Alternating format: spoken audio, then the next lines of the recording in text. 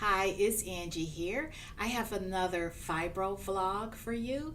This one is special because it's one that was requested, and so I'm going to try to cover the things that she talked about or asked about.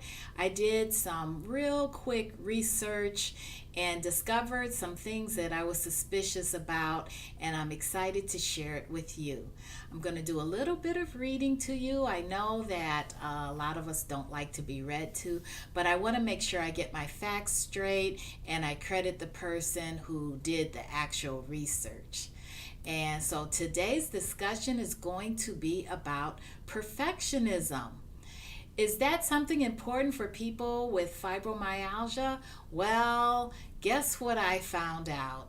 I was suspicious that perfectionism is behind a lot of the problems that contribute to fibromyalgia, and boy, was I right. And I'm going to share this with you because these are some things that I think that it's not just something that we can't control, but it's something that we can kind of work on and make our health improved.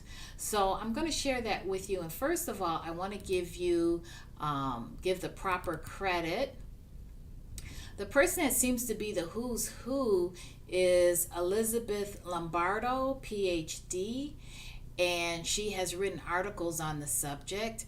And I noticed after I accidentally found her that she's quoted in other articles. So I'm going to share with you some of her findings about it. And the first thing I want to share with you is, let's see.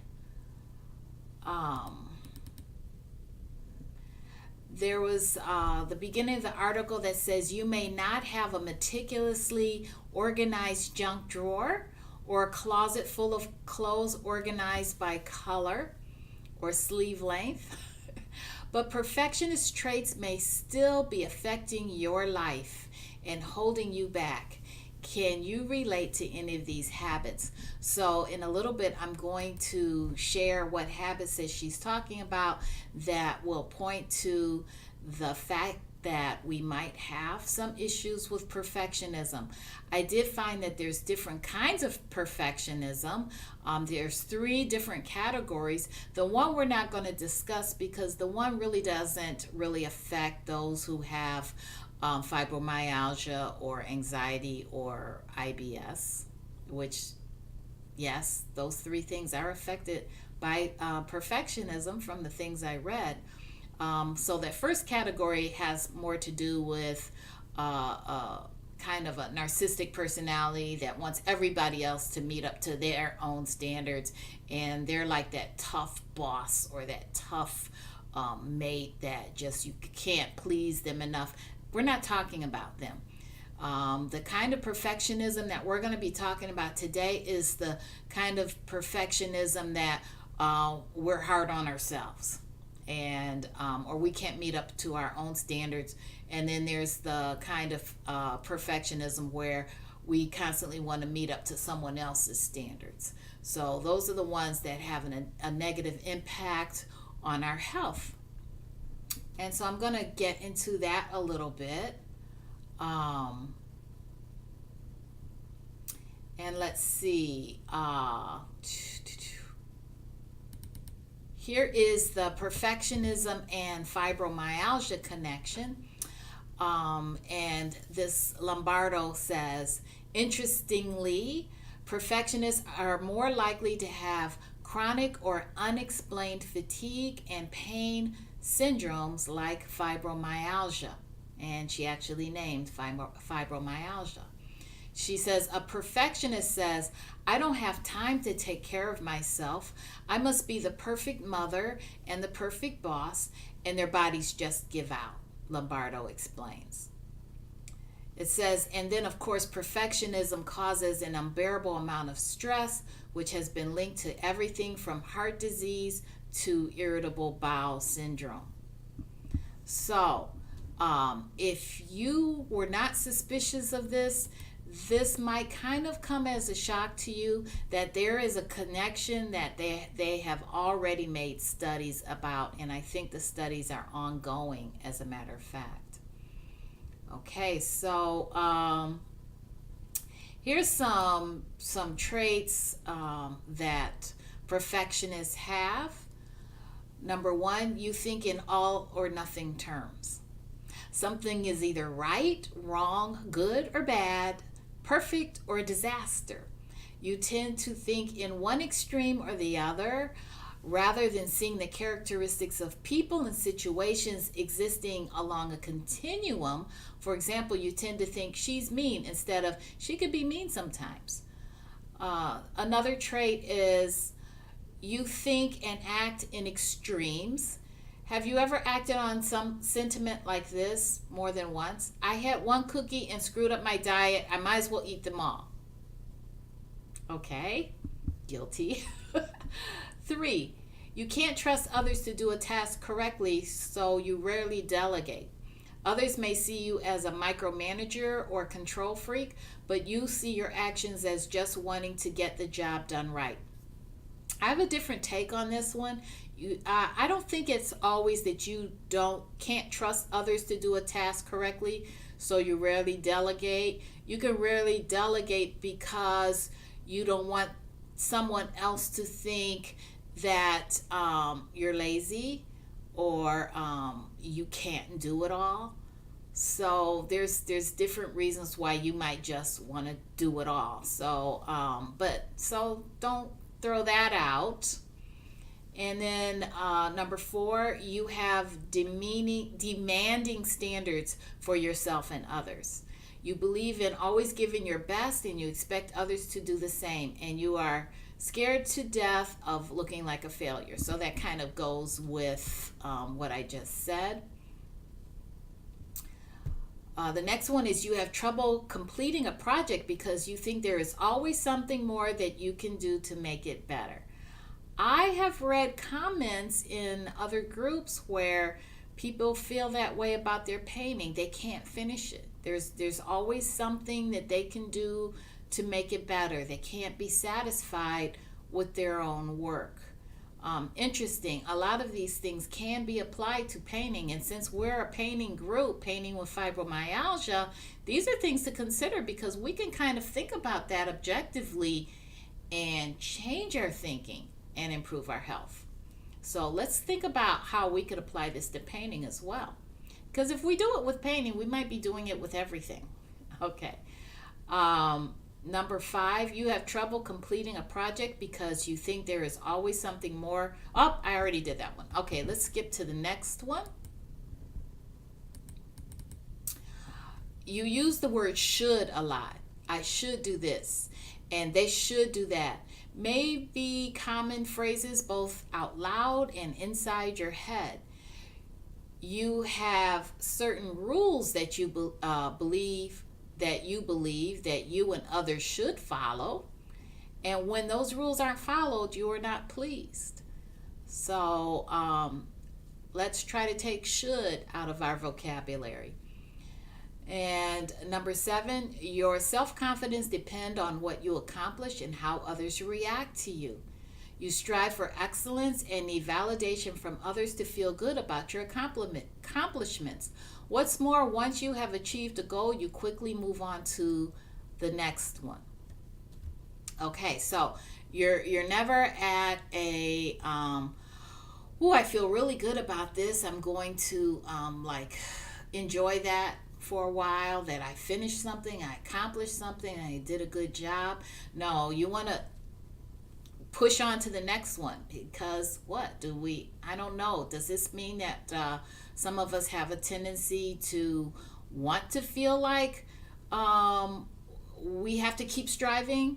And so that's why we move on to another one? I don't know. They didn't expound on that, but I find that interesting. You tend to fixate on something you messed up. You may have done something right, but still focus instead on the one mistake you made. Do we do that with painting? I have paintings that because I know what doesn't quite look right to me, is in that painting, that's the first thing my eyes go to. So I can't like that painting. I can't learn to love that painting because my eyes go straight to that, what I think is a mistake or not quite right. It could be very minute and no one else would notice. So let's think about that. Do we have that tendency when we're painting, and is that something we could change? You procrastinate or avoid situations where you think you might not excel. And that is what was put to me as far as doing a vlog on. And it's specifically this one. You procrastinate or avoid situations where you think you might not excel. And that was also the word perfectionism was put in that same context. So this is why I wanted to share this with you, because it kind of all puts it all in a nice little bundle for us. It says it may seem counterintuitive, but many people who procrastinate or avoid doing something are actually perfectionists. They're afraid they will fail. Their rationale is, I might not be able to do it perfectly, so why bother at all?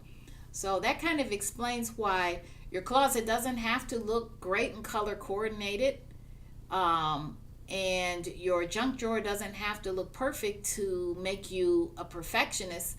The reason why your junk drawer is probably more of a junk drawer than most is because you don't want to attempt it because you won't have time to make it perfect because it's a junk drawer. Same with the closet. You might not have anything in your closet because it has to be perfect when you put your stuff in the closet. And if you don't have time or feel like you have the energy to color coordinate it, it might be in the basket, in the laundry basket. So you don't have to have everything perfect to have a problem with perfectionism, because it might keep you from even accomplishing the things that you want to accomplish because your standards are so high for yourself. So think about the exhaustion that you get because your standards are so high for yourself and you can't achieve it. That would sap a certain amount of energy from you. Now, the reason why I was suspicious that perfectionism and things that relate to perfectionism might be behind fibromyalgia, I was suspicious of that a long time ago because I had a doctor early on, 25 plus years ago, when I was first diagnosed, say that you're not a procrastinator. You don't have fibromyalgia because you're lazy and you don't want to do as much as you can do.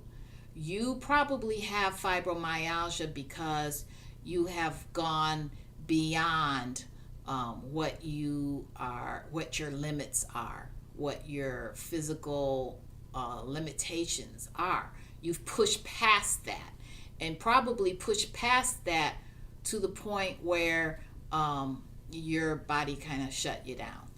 And that's why I encourage our members of the Painting with Fibromyalgia group to keep that in mind, that we're only harming ourselves and going to set ourselves backwards if we continually push beyond what our limitations are, and to try to bring that bar, that those standards down to a realistic, achievable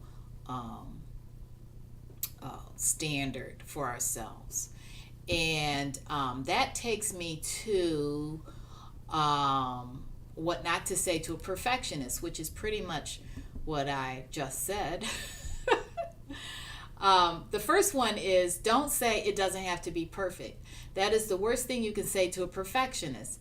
Instead, highlight their strengths and what you like about them, Lombardo says. For example, your perfectionist sister has a meltdown over work screw-up. Focus on how you're proud of her no matter what, rather than telling her to stop expecting perfection.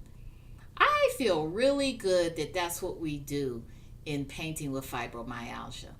we do look at what is good, what we enjoy about each other's work, what we enjoy about each other, and what they bring to the table, and what encouraging things they have to say. We really do have that characteristic as a group, and that makes me feel really proud.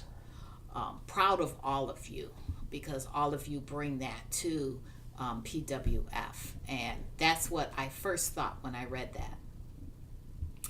Get rid of the word should. Perfectionists are obsessed with this word, I should be the best. Instead, help your friend or loved one ask, why should? For example, help her focus on what she wants from the party she's planning to have, fun, versus what she wants to avoid, everyone to think she has horrible taste. So instead of the fears, let's bring on what we are trying to get out of this.